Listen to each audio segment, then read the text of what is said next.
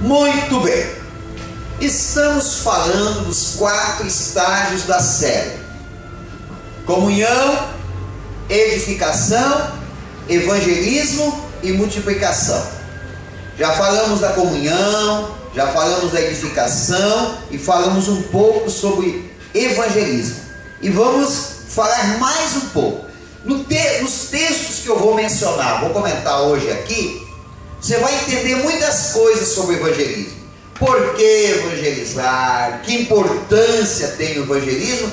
E isso vai responder talvez alguma pergunta do tipo assim: por que um dos estágios da célula é o evangelismo?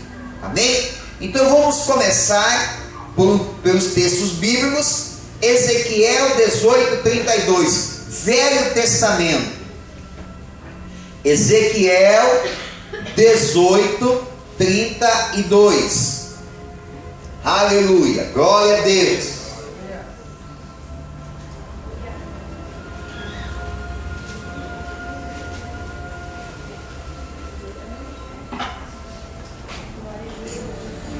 Aleluia, amém? Contrário? Olha só o que diz a Bíblia: não tenho prazer na morte de ninguém, diz o Senhor Deus. Portanto, convertei-vos e vivei. Amém? Olha só, o que esse texto está me ensinando? O que esse versículo está me ensinando? Que Deus, ele não tem prazer na morte. Só que essa morte, irmãos, não é a morte física. Deus não está falando da morte física. Ele está falando da morte espiritual, da condenação eterna. Por que ele está falando da morte espiritual? Porque na primeira parte do versículo, Deus diz: eu não me agrado na morte de ninguém. Você vê que Deus aqui, ele diz que ele não se agrada na morte de ninguém. Ele não está separando pessoas. Ele não está escolhendo um grupo especial de pessoas. Ele está dizendo que ele não se agrada com a morte de ninguém na face da terra. E na segunda parte do versículo, ele explica que tipo de morte que ele está falando. Porque ele diz assim, ó: convertei-vos e vivei. Então ele está dizendo o quê? Se a pessoa se converter, ela vai viver humanamente, eternamente? Não. A morte física, ela é certa. A morte física, ela é certa e é para todos. A morte espiritual não é para todos. Aqueles que se converterem não passarão pela morte espiritual. Amém? Está entendido? Está entendendo? Amém. Então Deus se agrada da morte espiritual das pessoas? Não. O que Deus quer? Que elas se convertam. Você vê que é uma palavra que normalmente nós encontramos lá no Novo Testamento, falar de conversão. Mas também estamos encontrando aqui no Velho Testamento, em um dos livros proféticos, o livro de Ezequiel, Deus dizendo assim: olha, eu quero que vocês se convertam, eu quero que vocês mudem a direção da vida de vocês, porque eu não quero que vocês morram. Deus não quer que o ser humano vá para o inferno. Deus não quer que o ser humano passe pela morte eterna. Deus quer que o ser humano tenha vida eterna. Isso é para todos. Amém? Vamos lá para Romanos 10, versículo de número 9. Agora então vamos para o Novo Testamento. Romanos 10, 9.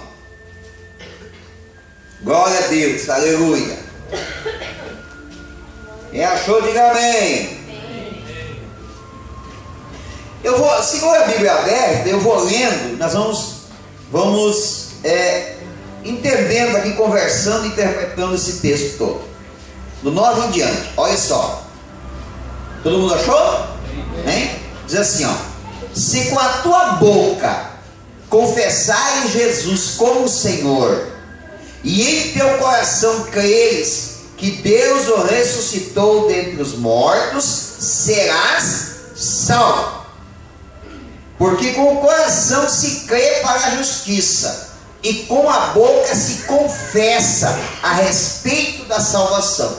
Irmãos, aqui está a explicação por que a gente insiste tanto para que a pessoa ela aceite Jesus publicamente.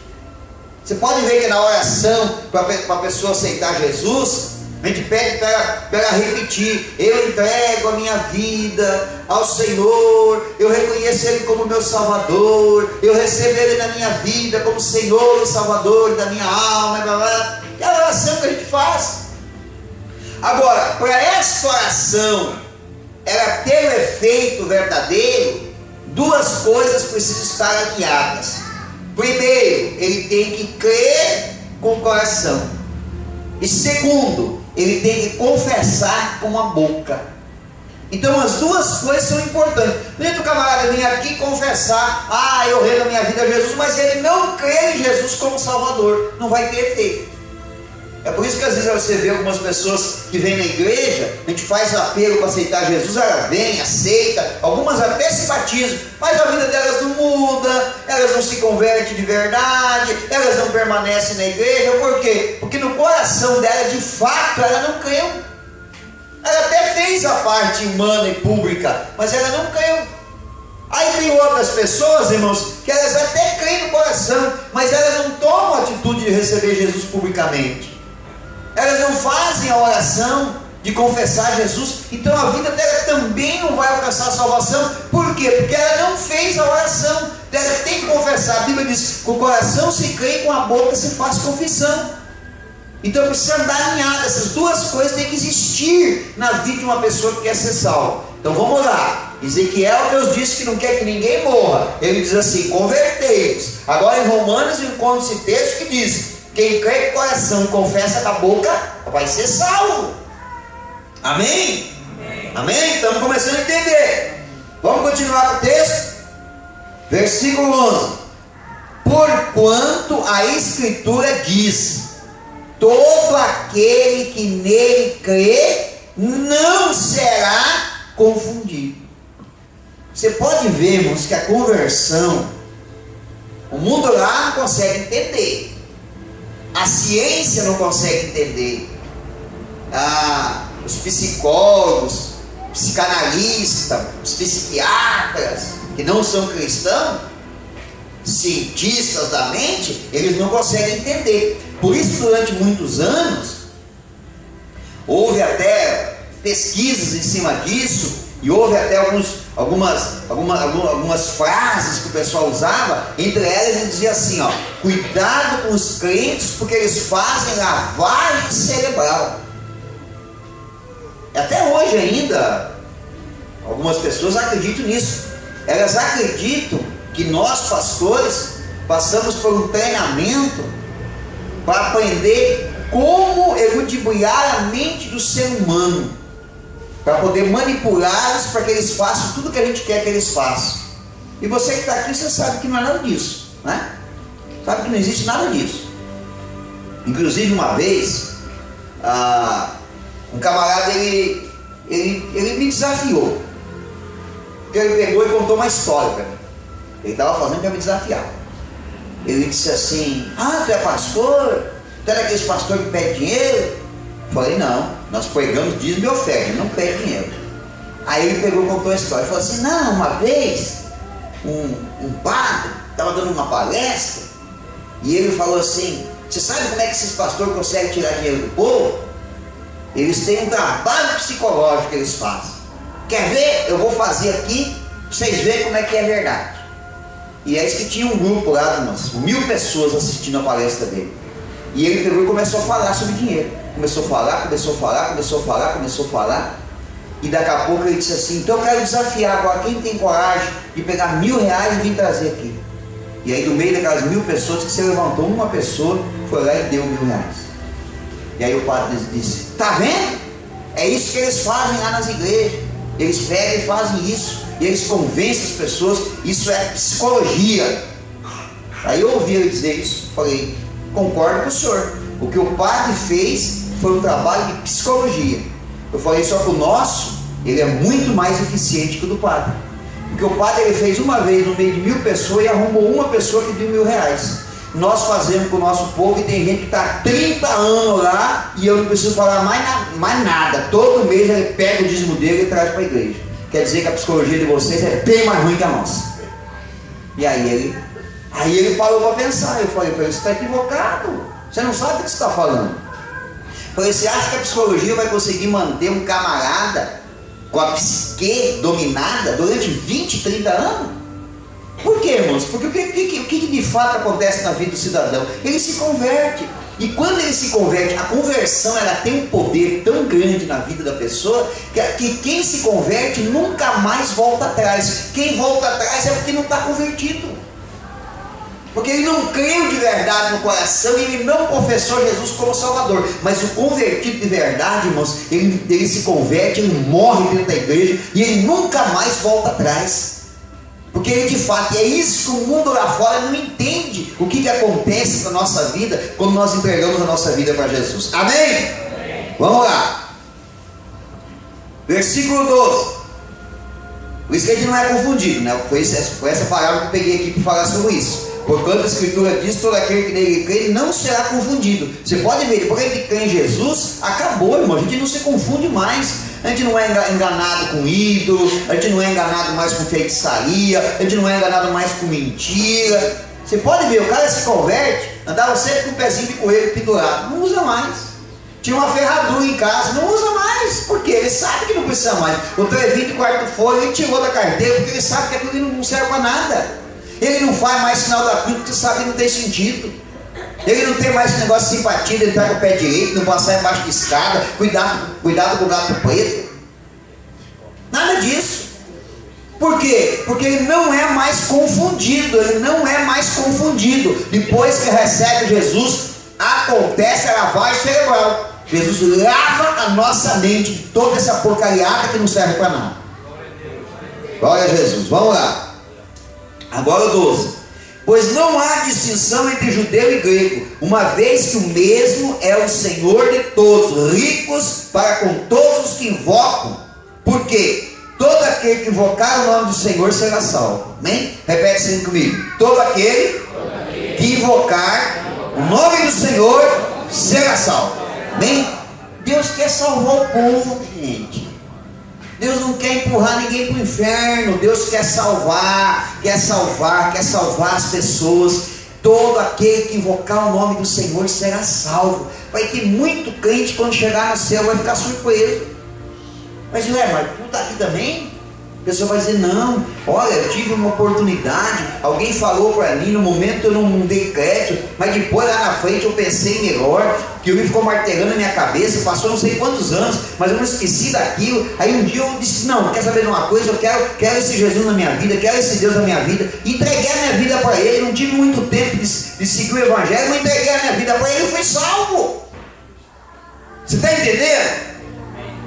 Como nenhuma palavra tua pregada em vão. Ah, pastor, convidei uma pessoa, foi na nossa célula, chegou lá, foi lá umas 2, 3 vezes, sumiu, nunca mais apareceu, nem sei onde que anda mais. Pregou o evangelho para ela, irmão, confia, ora, confia, talvez no céu você vai ficar surpreso.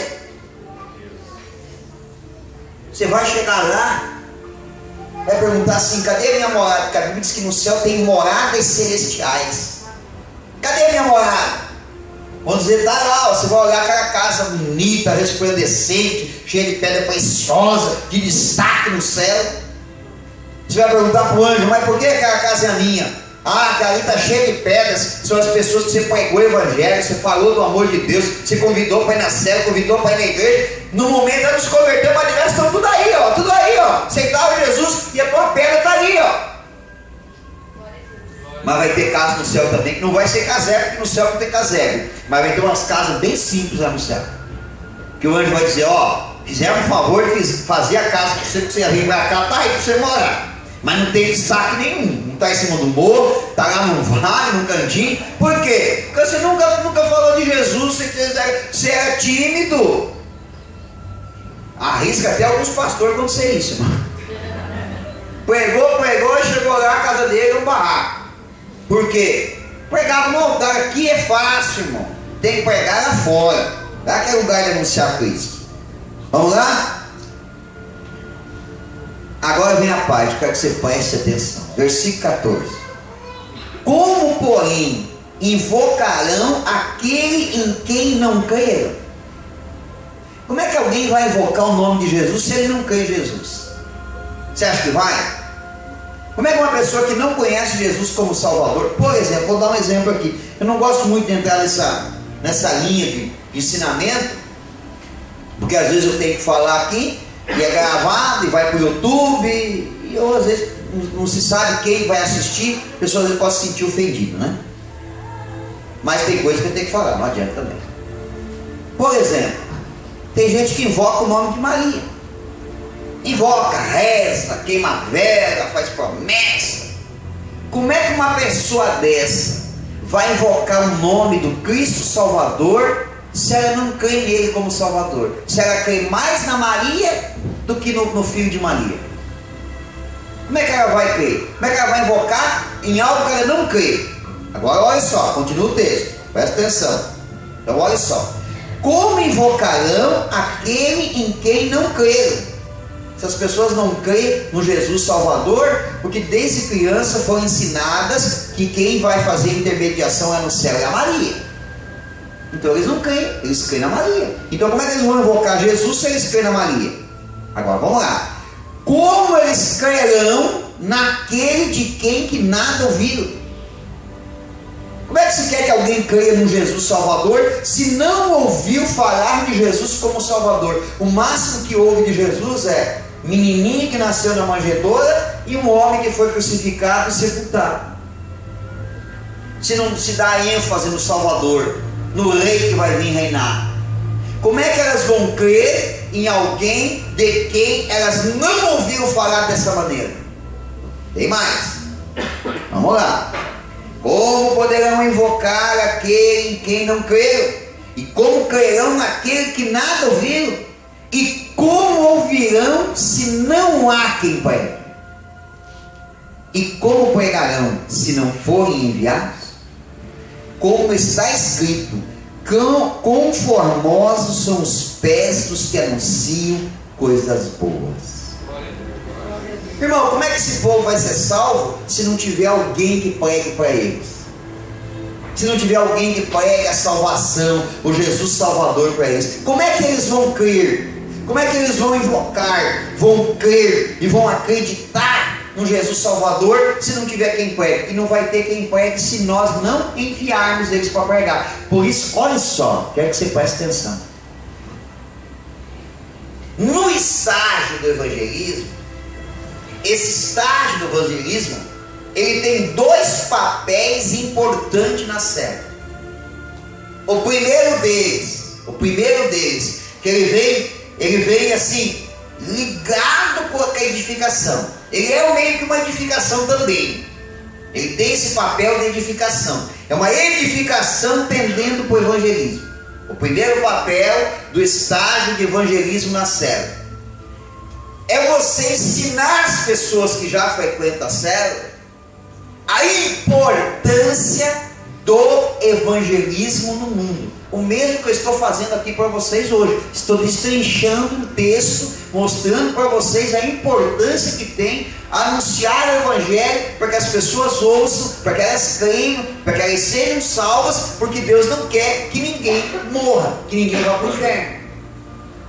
Então o estágio do evangelismo, ele traz o evangelismo mais à tona dentro da célula. Ele traz o evangelismo com destaque. E aí você aproveita esse estágio para falar mais sobre esse assunto na célula, para fazer um quebra-gelo, para fazer uma dinâmica, para mencionar junto com a palavra. É lógico que vai ter momentos que nós vamos pregar sobre isso, que nem, por exemplo, a célula que estiver vivendo o momento do evangelismo, tem que aproveitar quando nós estamos nos preparando para o batismo, que as mensagens são mais voltadas para aceitar Jesus, para batismo, para você usar isso na célula, para você edificar aqueles irmãos que estão ali, para que eles entendam que todos nós temos um papel importante em evangelizar as pessoas, para alcançá-las para Jesus, porque Deus não quer que ninguém vá para o inferno. Amém?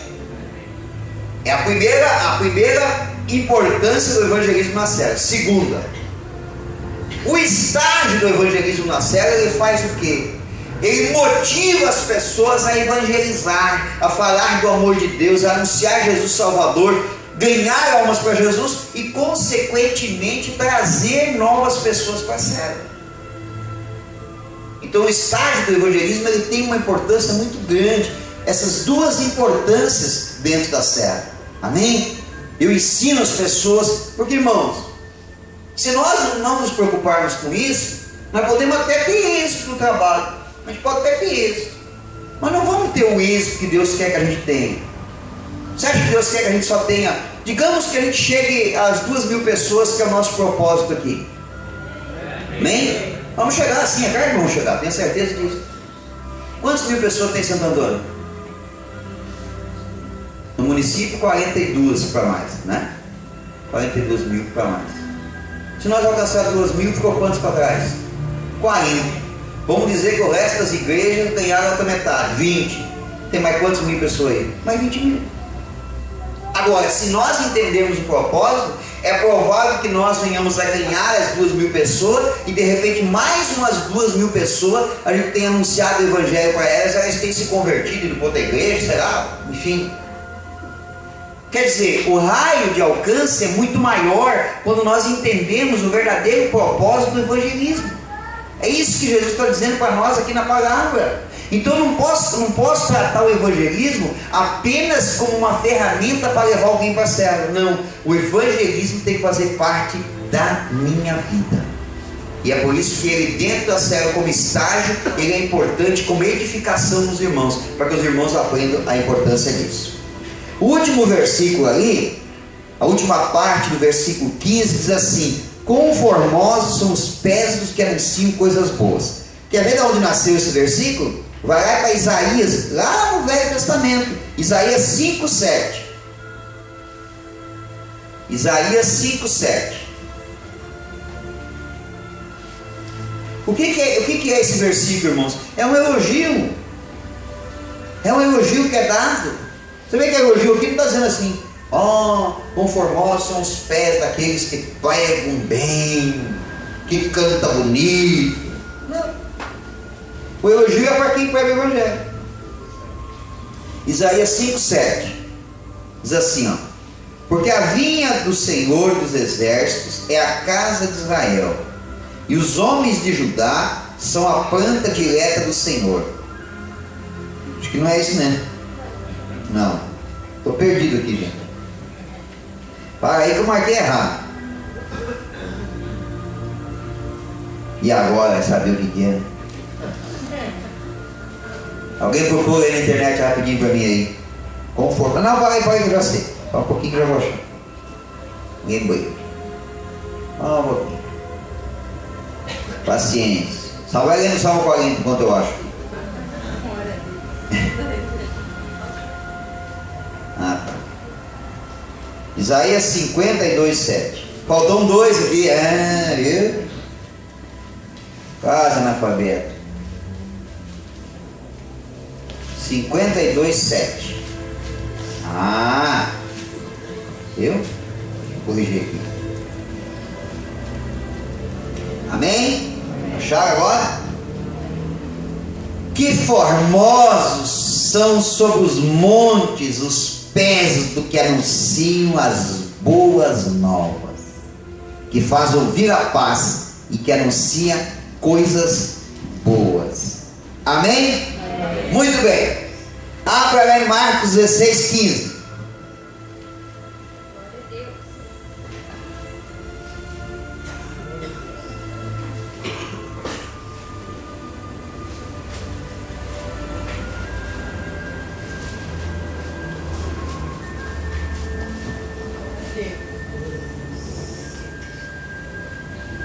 Olha só o que diz. Já vai entender que ligação tem esse versículo com o que de Isaías que eu acabei de ler. Ide por todo mundo e pregai o evangelho a toda criatura. Amém? Alguém sabe dizer o que significa a palavra evangelho? Alguém lembra aí, pelo menos? Quem falou? Boas novas. Muito bem. Evangelho significa boas novas. O que diz Isaías? Que é formoso os pés daqueles que pregam boas novas. Resumindo, irmãos, o que é o Evangelho? Irmão, você liga a televisão, você escuta boas novas? Não, só má novas, ou velhas, más velhas. Você não escuta boas novas. Você liga a televisão, é morte, é assassinato. Eu até achei interessante que agora, por conta desse período eleitoral, vocês sabem que eu não sou de assistir a Globo, né? Eu não assisto a Rede Globo, muito pouco, tá? Em algum caso excepcional mesmo. Mas agora, por conta desse período político aí, eu chego em casa depois do culto, eu dou uma ligadinha lá, dou uma olhadinha no Fantástico, para mim ver algumas coisas que estão acontecendo e tal, né? Para ficar a par, né? Alguma coisa, porque durante o dia praticamente eu não olho notícia. Algumas notícias que a gente podia ver era no Face. Eu também, o Facebook é só para postar o que é necessário mesmo, não olho mais. Me libertei desse mal, graças a Deus.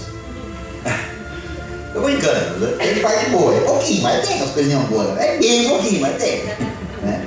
99% ali não serve para nada, é inútil. Por isso que eu já me desfiz disso aí.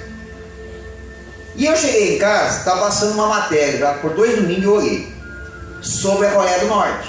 Irmãos, eu não sou favorável ao regime da Coreia do Norte, tá? Entendo bem o que eu vou falar. Mas eu achei interessante que o repórter do Fantástico chegou lá, e as poucas pessoas que ele pôde entrevistar, porque ela não pode, nada pode, perguntaram se o pessoal conhecia Facebook. Eles não sabem nem o que é. O tradutor deles, que fala inglês, que traduziu, também não sabia o que era. Fez. Perguntaram para eles se eles conheciam Justin Bieber. Eles nunca ouviram falar, não sabiam se era uma comida, se era um cantor, o que era. E eu ri sozinho, porque eu olhei assim e pensei assim: ô povo feliz e não sabe disso. Por quê? Não está ouvindo essas coisas aradas, cara. Eu não concordo com o regime, um povo que está isolado do mundo, tem um ditador cruel, a forma como eles tratam ele é quase que nem tratar um Deus, tá? Mas o que eu quero dizer com isso? Esse povo está sendo poupado de coisa ruim, pelo menos nisso está sendo poupado.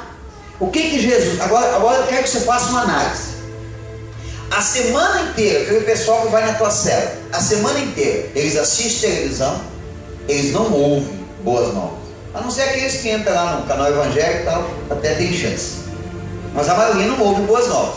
Vai para o trabalho, irmãos, ouve boas novas no trabalho? Não. É só coisa ruim, carregada, coisa ruim, experiência desagradável. Por isso que na cela, irmãos, na cela nós temos que anunciar só boas novas. Principalmente os irmãos do núcleo, tem que tomar cuidado quando vai falar alguma coisa, para não ficar anunciando coisa ruim. Ah, irmãos, pois é, essa semana foi uma semana difícil para mim. Isso aí não é boa nova, é uma notícia ruim. Então não tem, peça oração. Ó, irmãos, olhem por mim que eu estou precisando. Isso aí tem que orar um pelo outro. Mas na hora de compartilhar a palavra, na hora de fazer quebra-gelo, na hora de fazer dinâmica, boas novas. Nada de usar aquela expressão assim: ah, irmão, só Deus sabe, nem ela vai estar aqui hoje. Não é boa nova.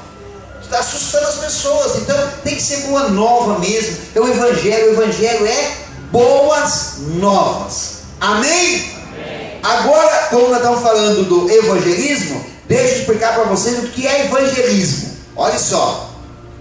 Na língua portuguesa, evangelismo significa caráter do ensino evangélico. Olha que interessante. A língua portuguesa, ao traduzir a palavra evangelismo, diz que é o caráter, quer dizer, a forma estrutural com que o evangelho, o ensino do evangelho, é propagado pelos evangélicos. É isso que a língua portuguesa está querendo dizer. Agora, na nossa linguagem crentez, o que é evangelismo? É pregar o evangelho de Jesus. E se evangelho é boas novas, evangelismo o que é? Anunciar as boas novas de Jesus Cristo. Só isso. Só. Mais nada. É isso que é evangelismo. Aí você vai perguntar assim, eu quero trazer agora, não na outra semana, depois, eu quero trazer um pouco aqui dos tipos de evangelismo que nós podemos fazer. Há vários tipos de evangelismo que nós podemos fazer, mas vamos falar assim um pouquinho, o evangelismo do dia a dia. É você levar as boas novas para a pessoa, falar para ela que existe um Jesus amoroso, um Jesus salvador, que Deus quer que a pessoa vá para o céu e não para o inferno. Irmãos, não precisa falar de escatologia, de teologia, ciência da Bíblia para fazer evangelismo. Não precisa ser eloquente. Pode ser gago, pode ser fanho, pode ser analfabeto, pode falar errado. Fazer evangelismo, irmão, qualquer pessoa, não precisa ser velho, meia idade, novo, adolescente ou criança. Qualquer pessoa pode fazer evangelismo. A criança lá na escola faz evangelismo. Quando ela fala de Jesus Salvador, ela está fazendo evangelismo. Tudo que é falado a respeito do Evangelho é uma sementinha lançada lá na mente daquela pessoa. Talvez você não lembre. Eu já tentei várias vezes tentar me recordar de que alguém tinha falado de Jesus para mim no passado e tal. Eu não lembro, mas eu tenho certeza que alguém falou. Mas foi uma sementinha plantada na minha mente que ao longo do tempo foi germinando. É claro que teve um certo momento que Deus preparou alguém que falou mais diretamente para mim. E foi onde me converti. Então, evangelismo é anunciar o Evangelho, anunciar as boas novas de Jesus.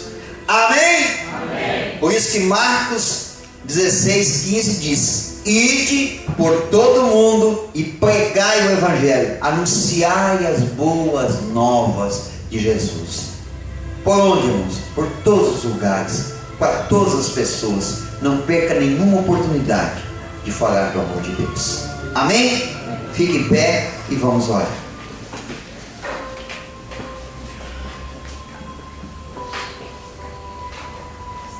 Feche os teus olhos um instante, se você puder. Quero que você medite um pouco nesta noite. Você tem feito evangelismo? Você tem isso correndo nas tuas veias? Você fala no colégio com teus amigos de Jesus? Você fala no teu local de trabalho com as pessoas que trabalham perto de você sobre Jesus, sobre boas novas? Você anuncia para elas a salvação? Ou você até o dia de hoje tem sido negligente, tem falhado? Você tem dito assim: olha, isso aí é tarefa para outras pessoas, não é para mim, eu não tenho nada a ver com isso. Deus está te mostrando pela Bíblia a importância dessa missão, porque Ele não quer que ninguém morra. Aquele que é colega de trabalho, Deus não quer que ele vá para o inferno. Ele pode ser uma pessoa terrível, pode ser uma mulher fofoqueira, pode ser um homem adúltero, mas Deus não quer que ele vá para o inferno. Aquele teu colega que estuda com você, talvez senta perto de você, dentro da sala de aula, talvez ele é de uma família espírita, mas Deus não quer que ele vá para o inferno. Deus quer que ele seja salvo. Aquele teu vizinho que talvez te incomoda, te persegue, fala mal de você, que você convidou para ir na cela várias vezes e nunca foi, Deus não quer que ele vá para o inferno. Deus quer que ele seja salvo. De quem é a missão de pregar o Evangelho, de quem é a missão de anunciar boas novas, é nossa que devemos esse propósito. Aleluia. Glória a Deus, aleluia. Abençoa-nos, ó Senhor. Abençoa-nos, ó Deus. Abençoa-nos, ó Deus. Em nome de Jesus, queremos ser ganhadores de almas, anunciadores do Evangelho, anunciadores de boas novas, Senhor. Seja conosco, Pai, nos abençoando, Senhor. Aleluia, aleluia, aleluia. Hoje, Arabachuri, Andaramaciri, Candaramás. Aleluia, glória a Deus, aleluia. Santo, santo é teu nome. Abençoa, Pai, em nome de Jesus, com a tua graça e o teu poder, em nome de Jesus. Amém? Amém? Glória a Deus. Irmãos, esses dias, para quem mexe no Facebook deve ter visto. Eu fui participar de uma reunião na prefeitura a respeito da vinda dos venezuelanos, tá? E não caia no rosto aí de gente que faz comentário que não entende do assunto, não sabe como que acontece, tá? Estão criticando, falando mal do prefeito, falando mal de nós que estávamos lá também. Teve até gente que era da igreja que escreveu lá que era uma palhaçada, enfim, tá, né? Mas também não me incomoda, porque cada um pode falar o que quiser e quem quiser também. As pessoas não entendem, não sabem o sistema, né? Teve muita gente falando, mas vai tirar muito emprego de gente aqui. Não, não vai tirar emprego de ninguém. Mas a prefeitura vai dar... Não, existe uma contrapartida do governo federal. O governo federal tem que fazer alguma coisa, porque a migração acontece, está acontecendo, milhares de venezuelanos estão vindo, não é só para o Brasil, para vários outros países. A Venezuela está passando por um período difícil. E o Brasil, onde eles entraram lá em Roraima, não comporta mais aquele povo. Então o governo federal resolveu mandar eles em interiorização, que chama, né? Enfim, é uma outra história, não é nesse assunto que eu quero entrar. Só para você entender que se tem gente aí malhando o pau aí, falando mal, não sabe o que está falando, né?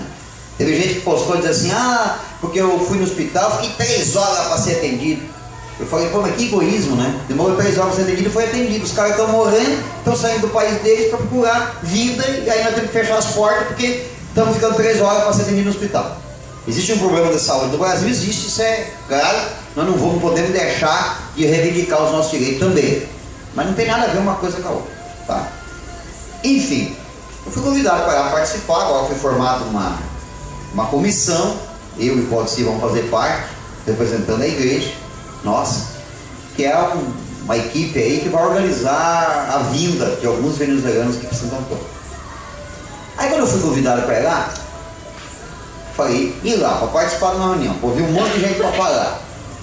E eu vou falar o quê? Eu não entendo muito de políticas públicas, né? Quem entende é eles, quem vai falar do assunto é eles, eu vou lá para ouvir. Eu falei, mas eu vou com a ferramenta na mão, eu tenho que falar do que eu entendo. E se me der a oportunidade eu vou falar. E se eu vou falar, eu tenho que falar uma coisa que é de Deus, né? E lá estava eu representando o quadrangular, o vice-presidente da Assembleia de Deus representando pela Assembleia de Deus, e 3 padres. E o pessoal, Câmara de Vereador representando e tal. 3 mulheres representando o Ministério do Desenvolvimento Social e uma mulher representando a ONU. Todo mundo foi falando. Né? Chegou um momentinho que eu levantei meu dedinho também, deixa eu falar. E eu peguei, tá lá, inclusive, eles pediram depois que nós fizéssemos um vídeo, tá? Para manifestar o nosso apoio à decisão do prefeito de trazer venezuelano. E um dos padres que pediu, nosso vizinho aqui, que pediu, falou, não, o senhor pode falar aqui no versículo, o senhor falou ali que é legal. Por quê? Porque eu preparei um texto bíblico dentro do tema, e quando eu levantei o dedo eu falei, primeiro parabenizei o prefeito pela atitude, enfim, que era rasgação do selo normal, né? Que é necessário também. E aí depois eu falei, eu não dou bola para que as pessoas falem, eu prefiro ouvir o que o nosso mestre Jesus falou. E tem vários líderes religiosos que sabem do que eu estou falando. Quero citar o texto bíblico, Mateus capítulo tal, versículo tal, diz, o Senhor Jesus disse, fui órfão, fui estrangeiro, blá, blá, blá. Vocês ouviram lá no Face, né? Então eu prefiro dar ouvido para o que diz a palavra de Deus, porque como cristão eu tenho que ouvir o meu mestre. O que eu estava fazendo ali naquele momento, irmãos? Jogando uma semente. Teve um dia desse que eu marquei um horário com o digníssimo, excelentíssimo prefeito, e eu fui lá e levei uma mensagem de Deus para ele. Falei, não estou aqui como vice-presidente do PSC, estou aqui como pastor, como homem de Deus. Deus me deu uma palavra e eu quero entregar ela para o senhor. Aí daqui para frente é com o senhor faz o que o senhor quiser. A minha parte que Deus botou no meu coração, eu estou fazendo. E fui lá e entreguei a palavra para ele. Já faz um tempinho já. Isso é evangelismo. É uma sementinha jogada no coração daquelas pessoas lá. Eu não sei aonde que eles vão passar mais, e outras pessoas também vão fazer o mesmo. Vou lançar uma sementinha no coração. Se uma daquelas pessoas, o dia que eu chegar no céu, estiver lá no céu, e eu tiver uma pedra lá, eu vou dizer assim, valeu a pena toda a crítica que nós sofremos no Facebook, por causa daquela reunião. Valeu a pena. Então a gente não pode perder nenhuma oportunidade, nenhuma. é um versículo bíblico, é falar do Salvador. Eu estou dando apenas um exemplo. Isso aqui pode valer em qualquer lugar. Você está de repente convidado para ir numa reunião, associação de moradores, reunião de colégio. Normalmente o pessoal vai lá, alguém anuncia boas novas, só vão lá para reclamar. Só vão lá para reclamar. Todas as reuniões que eu participei na prefeitura, todas elas, eu cito o versículo bíblico. Sempre levo um na cabeça ou no celular, e eu fico esperando a oportunidade. Eles ficam parados, meu Deus, sabe, eles pensam assim, esse pastor é fanático mesmo, né? Porque é o único, eu acho que é o único nas reuniões que é capaz. Eu vou lá e falo, conto historinha bíblica para eles, digo, olha, lá na Bíblia tem a história de um rei, que aconteceu isso com ele. Eu falo, irmãos, porque esse é o meu papel. Acima de qualquer coisa, eu tenho que anunciar o Evangelho, amém? E se aquela porta está aberta para mim entrar lá, eu não tenho que entrar lá por uma questão política, eu tenho que entrar lá com o objetivo de falar de Jesus para aquelas pessoas. E pode ter certeza que o teu pastor tem que te honrar, o teu pastor tem que falar de Jesus para aquelas pessoas, amém? Teve um até que eu falei para ele, eu vou orar para Jesus te libertar desse vício do cigarro aí que está te fazendo mal. E tem orado mesmo para Jesus libertar, em nome de Jesus, amém, irmãos? Levante a mão direita para o alto. Amado eterno Deus, em nome de Jesus eu oro pelos cadernos de oração, peço a tua graça, a tua bênção, Senhor, nas nossas reuniões de núcleo e também nas nossas células essa semana, em nome de Jesus, amém. Reunião de núcleo agora, depois reunião com o pessoal que vai trabalhar no evento, e por favor, se tiver mais alguém que pode nos ajudar, por favor, procura aí a Sheila, dá o nome para ela.